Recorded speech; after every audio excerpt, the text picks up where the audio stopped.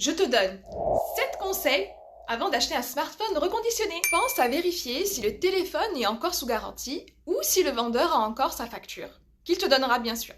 Si jamais c'est pas le cas, c'est à toi de vérifier en fonction de l'âge du téléphone et ça peut être aussi un motif de négociation avec le vendeur. Si jamais la boîte est incluse, jette un œil au numéro email qui est inscrit sur une étiquette et sur le téléphone en composant l'astérisque dièse 06 dièse. Ils doivent être identiques. Ça peut être un bon moyen d'attester la bonne foi du vendeur. Point important, pense à vérifier si le téléphone n'est pas bloqué. Imagine par exemple qu'il est déclaré perdu, ou alors déclaré volé, ou alors qu'il est bloqué à distance à travers l'iCloud si c'est un iPhone. Tu t'imagines un petit peu la galère? Observe le téléphone. Est-ce qu'il s'allume correctement? Est-ce que les boutons on-off fonctionnent?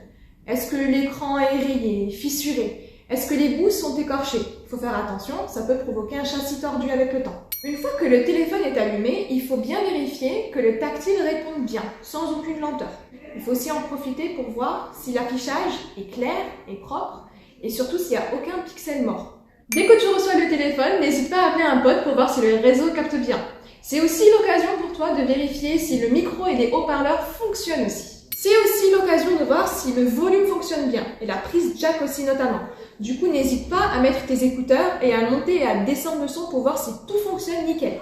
Point non négligeable, et je pense que tu seras d'accord avec moi, n'hésite pas à tester le Wi-Fi sur le téléphone.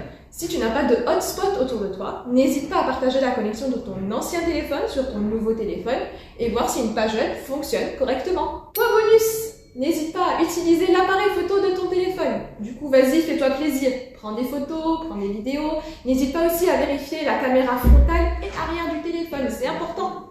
Si tu veux avoir plus d'informations sur le monde de la téléphonie et de la vidéosurveillance, n'hésite pas à t'abonner à notre page.